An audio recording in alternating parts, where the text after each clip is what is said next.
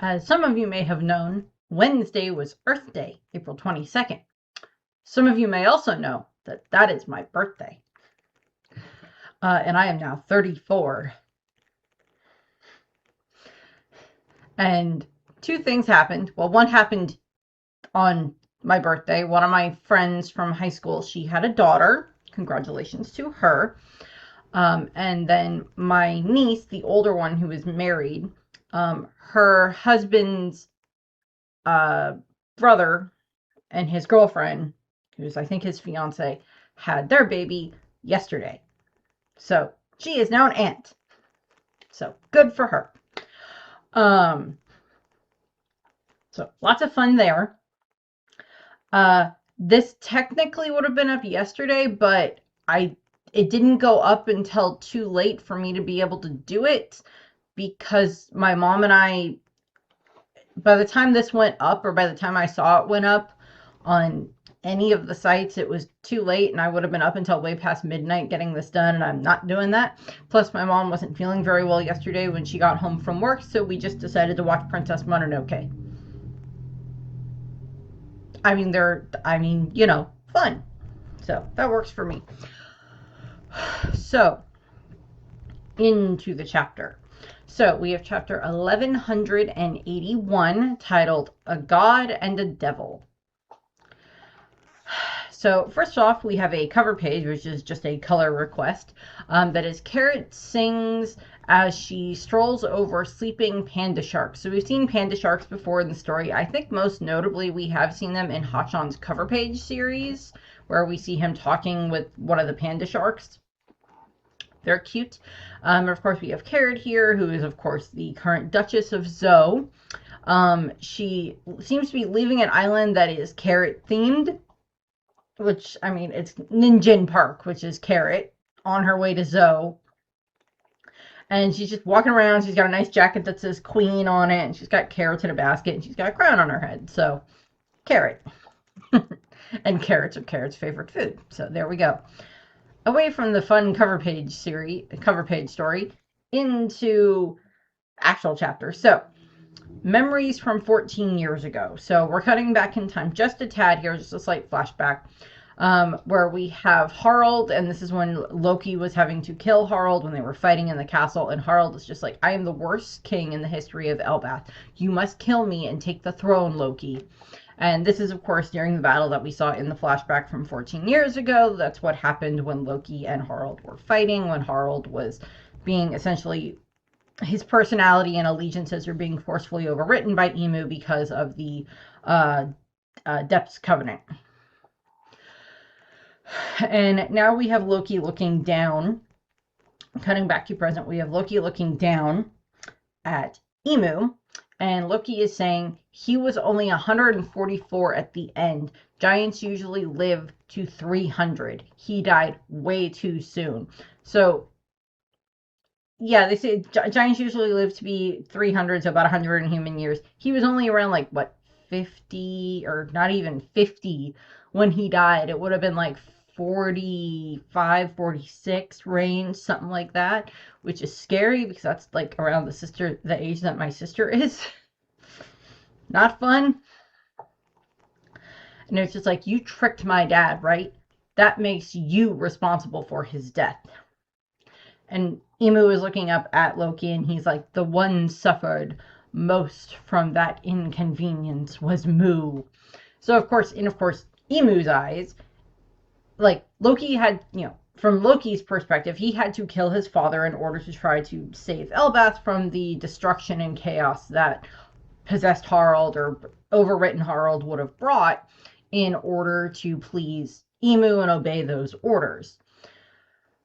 And of course, that was a horrible, devastating loss for Loki in regards to having to kill his father, and of course, a horrible, devastating loss for Elbath in regards to losing its king, and now it's been essentially thrown into kind of chaos with no true leader for the past 14 years, because some would be okay with Hyrule taking up the title of king, but not everybody would be. And then, of course, they had Jarl there, who was the closest thing, because he was kind of the one that was in charge. Loki was, of course, seen as this villain. And Dory and Proggy were not there. They were still, of course, off at Little Garden. And so we're getting, that's from Loki's perspective. From Emu's perspective, he was just like, I lost this perfect pawn of a giant that was an ancient giant nonetheless, and he was the king of Elbath, and he was willing to be perfectly subservient to the world government and to Mu, and I put the Depths Covenant on him, and he still ended up getting destroyed. Even with his power and my power together, he was still destroyed by this thing on Elbath that was, Loki as Needhog. um all of that. And of course, from Emu's perspective, it is like, no, no, because of the pain I suffered, I lost this perfect pawn, this perfect tool, and then it hurt Mu for what had happened, and Mu's glorious idea was not come to fruition in regards to having me have a giant army from Elbath. So of course Emu is just like, no, I am the one who was hurt the most on that day by this inconvenience. I have own personal issue with someone acting like this. I think I have vaguely mentioned before that I have had one of my cousins on my dad's side has unalived themselves. I've also had a cousin on my mom's side unalive themselves. Actually, I've had two cousins on my mom's side unalive themselves. That's not fun. But I've had a cousin on my dad's side unalive themselves. And I was working my first job, and it was a Monday through Friday job, and I found out Friday when I got after work, and I had emailed the managers on Saturday about what had happened, and the manager calls me back on Sunday as opposed to Saturday after I sent the email, calls me on Sunday, and we talk about this, and I said, I have to go down to wherever for the funeral. It's on Tuesday. I will be there I will be at work on Monday. I won't be there Tuesday, and I'll be back on Wednesday because I am not missing this funeral. And the manager did the BS thing of saying, well, this puts us in a bit of an inconvenience. You're the managers. If someone is sick or if someone is not able to be there, and it is a job that you know how to do, you are supposed to help cover for that job. Also, F you. And unfortunately, because it was my first job and I hadn't built up much of a backbone at the time, I still went to the funeral, but I should have said, and if you're going to act that way, then I'm leaving and I'm not coming back. Then I quit because you clearly don't care about me. That is this attitude that I'm getting from Emu here, because it is literally like, well, if whatever inconvenience hits me is far worse than whatever inconvenience you have had to deal with. Whatever horrible tragedy has bestruck your family, what I have to deal with is now far worse. And that is the way that this is being portrayed to me. So we see Loki, and Loki has, of course, picked up Ragnir, who is in hammer form, and he is rearing back and getting ready to strike back. And he's like, damn you. Back then, we get like the black lightning coming off of the hammer. And of course, it's Loki is remembering this. He's seeing his father skewered by the guards. And it's Harald being, I don't care about how I'm remembered. That's not important. The only thing that matters is securing Elbast's future. And of course, it's Harald, as Loki is attacking him, dying with the smile on his face. And Loki is like rearing back the hammer and getting ready to slam it down onto Emu. And, it's like the rest, we see like the lightning coming out of the sky being directed by the hammer. And it's the end of the quote from Harald is, isn't that right? And it's Loki continuing, and we see the lightning bolt going past the giant sword. And it's like, back then, what did you do to my father? And we get this great double page spread that is showing this giant attack by Loki. And we see like Ragnar's face in the hammer, the squirrel's face in the hammer as he's bringing it down. And it's Ranga Izuchi, and I believe Ranga is something to do with lightning, I think.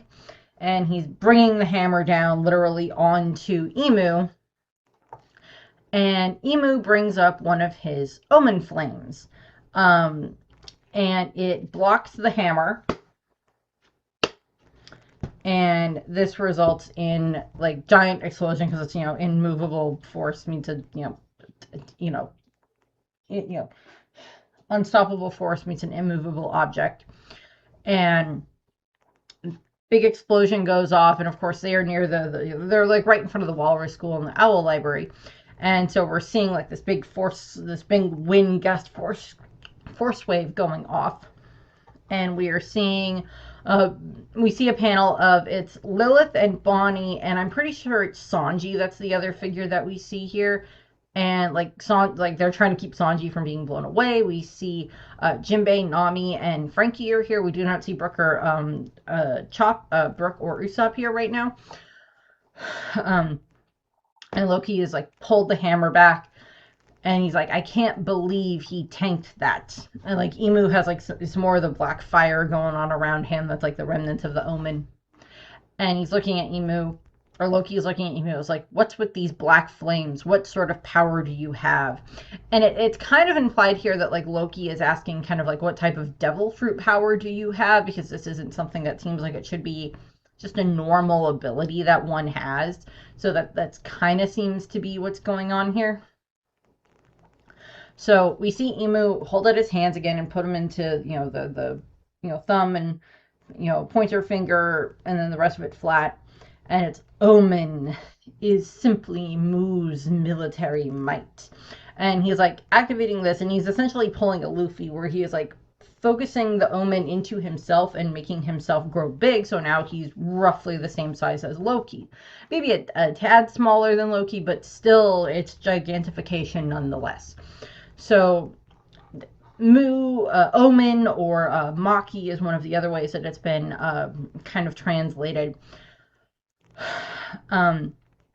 This black fire is something that is very this versatile thing, and of course the way that it was kind of written earlier for like what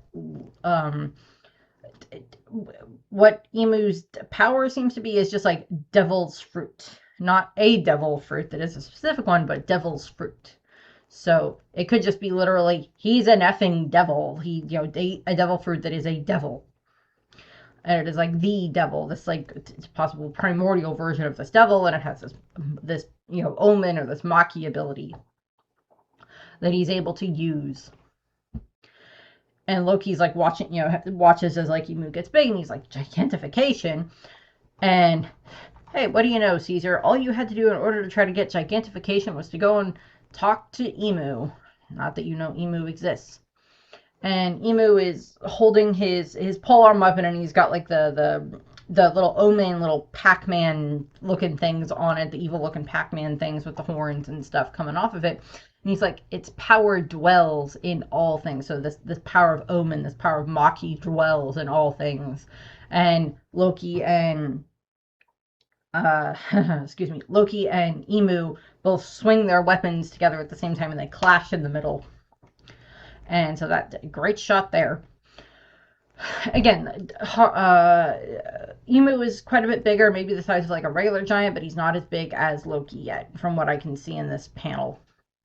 Then again, size comparisons, Oda, scale, and Imu manages to kind of flip and jump over Loki. He shifts his pole arm around, and out of the bottom, it seems to shift and then just forms into a sword.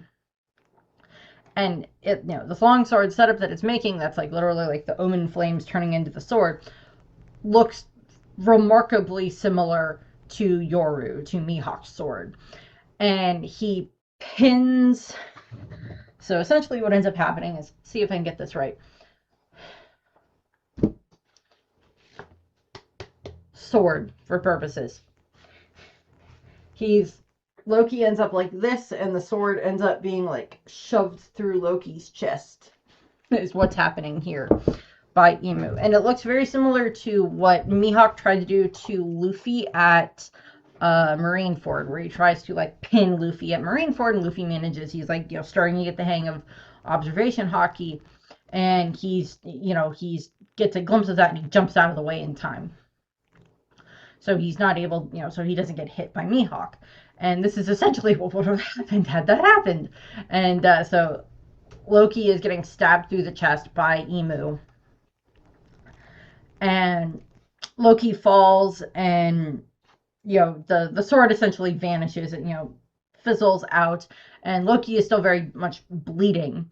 And Imu is strength is an attribute people naturally crave. And we get this very good speech by Imu here. And he's like, flying above Loki, the big black Lunarian looking wings out. And yet, that craving can be easily satisfied via corruption. And we see this image of the corrupted versions of Dorian Bragi in regards to like what Imu did to them. And he continues, and he has shifted his weapon around now, and it is now essentially the Omen little evil Pac-Man things on so it's like a flail or a mace that's getting spun around. It merely requires one to submit their will to a covenant. And we get a little flash of Harald when he had the covenant on his arm, when he had the seal of the abyss on his arm. And Imu continues, when their envy drives them, they'll achieve power. And kind of the setup that we have here for the power is like the reference to Omen or Maki again, that reference there, this demonic aura. And we see Loki again. He is, rearing back Ragnir, getting ready to try to hit or deflect this attack coming from Imu again. Imu sends like the end of his weapon flying again. And it's like those three things together form a trinity. And again, we get this big double page spread again, and known as Dominion. And giant explosion goes off in Loki's face. He kind of gets knocked to the ground. He's not down, but he's not out, but he is down. And Loki goes falling as we get this giant explosion. And Imu's like, shall I grant thee the power of God? In one step, thou wouldst go far beyond humanity. And Loki's not taking this lion down literally. He literally is just like he's like falling back, and he's like, screw it, plants his feet and swings the hammer forward and aims it directly at Imu, who doesn't get the chance to block this one. He hits Imu square in the face and just pummels him into the ground. Squirrel hammers him into the ground. I don't want it, he shouts, as in like, I don't want this horrible power you're talking about. And we just get this like, it's making the whole tree shake with this force of the power. And Loki is like sitting on the ground, and he's like huffing, trying to catch his breath from this. And he's like, so, God's dominion, that's your power. It sounds more like a deal with the devil to me. And Imu's getting back up, and he's like kind of floating up behind Loki, and he's like, is there a difference between a god and a devil? Valid question there. Both can grant you enormous power. It just depends on what you're willing to trade them, or what mood they're in that day. And Loki, and like now Imu is looking down on Loki as he's flying there, and Loki's like, beats me. I just know I ain't gonna let myself be dominated by anyone. And so he's getting ready to, fight again. And Imu continues, the world itself rejoices in a state of dominion. So it's kind of this concept that like this dominion, the way that it seems to be phrasing, or at least from Imu's perspective, is that Imu is the top of the world government, and probably in the majority of the countries on Blue Star, on the One Piece world, are affiliated with the world government. We know that it was over like 170 something countries that are affiliated with the world government, that are protected by the Marines, mostly all because they are they're willing to pay the celestial tribute, the holy tribute for the celestial dragons, but they are also, in some cases, they willingly join. Other cases, they are kind of forced to join. And in some cases, they're just wiped out. or they're forcefully joined by wiping out the majority of the population and, converting essentially, or bringing the rest of them in under the guise of being members of the world government. And of course, Imu is looking at this as, the dominion. The world itself rejoices in a state of dominion. The world will rejoice when it is fully under my control, my reign, my dominion.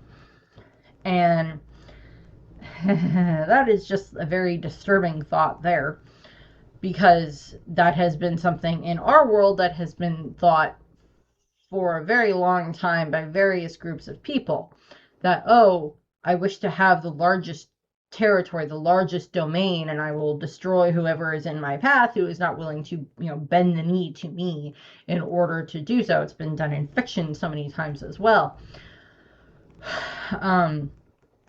In order to try to, congeal power and place it in the hands of one person. Now, generally speaking, during a lot of these time frames, when it was one person who was the head of this, look at, Alexander the Great, look at Napoleon, look at several, Genghis Khan, where they have this huge domain and they are the ones who are in charge of this domain, and they are the ones who build this domain, this huge territory, this expanse of an empire.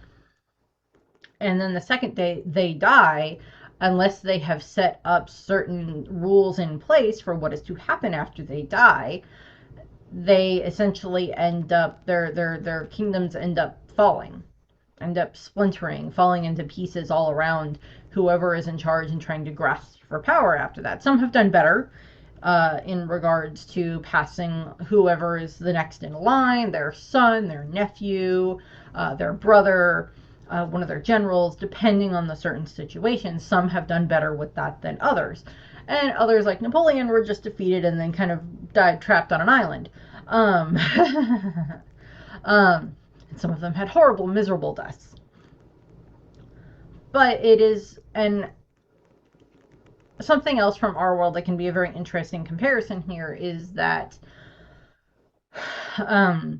during, the age of exploration and everything else like that, when, Europeans were, when Germany, or, well, more when, like, England and France and Spain, the main one, those main powers, were traversing the world, were, discovering North and South America and Australia and all this other stuff, and finding different routes to get around to, to India and to China and all of this other stuff. They build these different empires, those, the saying that the sun will never set on the British Empire. And for a long time, that was the case. The British Empire, ruled so much of the world in some shape or form that was kind of what happened. And the British Empire at its height was, I believe, under the control of Queen Victoria. And then subsequently, over the last, 100 and something years since her death, it's been chipped away at. Different countries have been like, no, we want independence. No, we don't want to have the monarchy anymore. No, we don't want this anymore. We wish for this. We wish for that. And, it's slowly been chipped away at over over the rest of that time frame, over the 19th and into the 20th, or over the 20th and now into the 21st century. Where it's just been chipped away at. And Imu is kind of this representation of, like, he has been at the top of the world government for the past 700 years. Been in control of, his God's Knights, the Gorosei, the beginnings of the Marines, all of that stuff for so long that it is essentially, and like he's had the Gorosei in charge for however amount of time, and it's essentially go after this island, go after this island, go after this island, one bit after another. And in some cases, forcefully make them join. In other cases, they willingly join because they don't have much of a choice, or they want to be protected because of pirates and everything else like that. And Imu's thought seems to be, and it's probably more Imu's giant inflated ego and sense of self, and just being surrounded by yes men and women, and those who worship him as a god, to be fair, given what he can do, I kind of am not. I can't blame them for worshiping him as a god, because if they decide to betray him, smoked out. The way that we saw with Saturn, which would not be a pleasant way to go by any means. But what, Emu's thought is that, oh, everybody wants, my happiness, the world will rejoice when it is under my control. And with the rising sea levels, eventually destroying so much of that and isolating people even more, or destroying whole islands, whatever Emu's opinion of like his perfect world, that then he can then adjust and create and change in his image. We don't know what that's going to be, but that's kind of seems to be what his opinion is like, the world will rejoice when it is in my dominion. And he's thinking and he's looking. We get this slight little flashback, slight snippet of Joy Boy, and it's still Joy Boy just silhouetted, and we see a figure that looks like it's like Emu's original silhouette without the crown, and they look like they're talking. And we do not have a whole lot of context for this. We don't know if this is in like the middle of a battle that they're talking, if this is like something where they're like just having an amicable conversation. I don't know. We don't know. But they're talking, and he's like, "Isn't that right?" Is like, it's like Emu is remembering Joy Boy. He's having like this flashback, and he's like, "Isn't that right?"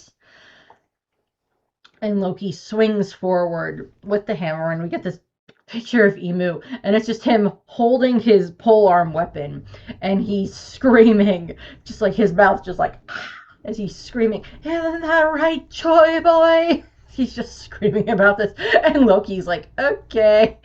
It's just like Loki's gonna have a great comeback for this in a second. But we cut away from this and we cut to the Walrus School, where we see Luffy just nom nom nom nom nom nom, and it's him eating through this as he's talking as he's eating, and it's just like, "I need more. Gotta eat more. I've never felt anything like this before. Shoot, it's so heavy. It's like I'm suffocating. What's with this guy's hockey? If I don't eat all this, I can't win. More. So it's like him trying to scarf down as much food as he can, because he is feeling this power coming from not very far away in regards to how strong Emu seems to be. This huge, this like oppressive amount of hockey coming from Emu. And like Luffy felt the hockey that was at Egghead a short while ago. He felt that hockey for how strong the hockey from Joy Boy was for the knot. But the thing is like that hockey did not have this malevolent, this evil, this enemy feeling to Luffy and to the giants and such like that. To them, it wasn't an enemy hockey. The enemy part of that hockey was focused on the Gorosei and the Marines, because they were the ones fighting against Emmett, and Emmett was trying to help Luffy and the others escape. So there's that difference there. And it has always been this thought that I've had, that it's just like, we've seen Luffy use his Conqueror's hockey around his crew, and it doesn't seem to affect them, because it is this concept of like, well, if the rest of the crew wanted to feel what Luffy's hockey felt like, what his Conqueror's hockey felt like, he could just like let it loose on the ship at some point and see if, and like it could end up being, because they are all his friends, like Usopp, Nami, Chopper, the ones who don't have any hockey, might just be like, "Oh, so this is what this feels like. Okay, it doesn't feel threatening," as opposed to the Marines getting hit by it, or the underlings of whoever they're fighting getting hit by it, and they just pass out. Whereas we have seen some of the others struggle under like Big Mom or Kaido's hockey when they were releasing it on Onigashima, just because there is that difference there, because they are viewed as an enemy by that person. And of course, it says hockey is your extent of will. It's an extension of your will. And if you have this, if you're trying to exert your will on others, you're not necessarily trying to exert your will on your friends and your allies. They, by a technicality, may have already submitted to your will, but they're not viewed as something that is a danger to you. Whereas your enemy's haki is viewed as something that is dangerous to them. And I think that's a little bit of what's going on here, where Luffy is just like, I need to eat and I need to get back out there and I need to help Loki. And he is just scarfing down the food as fast as he can. And now we get the final page of the chapter, double page spread. And we get, so Loki has managed to whack. It's like Joy Boy, Emu is just screaming about Joy Boy. Isn't that right, Joy Boy? And Loki is just like, yeah, I'm taking advantage of this. Whack. Just whacks Emu again, and he sends him flying in a second. And he's just like, you still lost in thought? That tells me one thing. You're underestimating me. And Loki has hit Emu so hard that he just goes flying, and he bams right into the trunk of the Atom Tree. And Emu is just like pinned into the tree, like leaves a dent in the damn tree. And Loki has changed into Nidhogg. He's gone into the giant form, and he is just flying as fast as he can toward where Emu is, and Emu is like, Nidhogg. And Emu is trying to pull up his Omen Flame again. And Loki is getting closer, and he fires off another Thornheim, the electric attack that he has, the lightning bolt attack that he has. And it goes flying, and it hits Emu. And it does hit him, but it doesn't seem to have done very much damage. Because I'm assuming what happened is that either he just tanked the damage, which is quite possibly what happened, or he managed to do one of his little omens right off the bat and just in time to block it. But because it looks like he's got like this like omen Blackfire like shield kind of around him, is what it looks like he did. And he's like standing, he's like still pinned there in the tree, kind of, or like somewhere between being pinned in the tree and floating. And he's like got his hands kind of like this, as he's kind of like this, excuse me, as he's, summoning this like little omen shield around him. And he's thinking, thou hast returned. And then Emu's smiling, which is not good. I don't like it when this man smiles. Definitely not a good thing. And he seems to be semi-okay.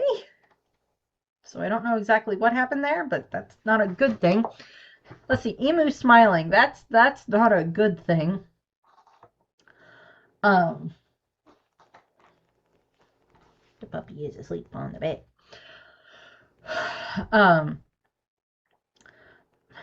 And my mom's asleep in the other room. I'm the only one awake right now. But it's this it's like Emu seems to be okay. Or at least semi-okay, or at least not as doesn't seem to have taken a huge amount of damage from this. Which, yeah, I get, but, you can't really do, we don't know. He does seem to have a few more, like, burns and scrapes on him, but that could have just been from when he got thrown into the tree and, hit by the last attack and thrown into the tree. Because he's not immune to damage. But the other thing is, like, when he first got to Elbaf, we saw, like, the blood coming out of his mouth, and he was, like, coughing and wheezing and all this other stuff.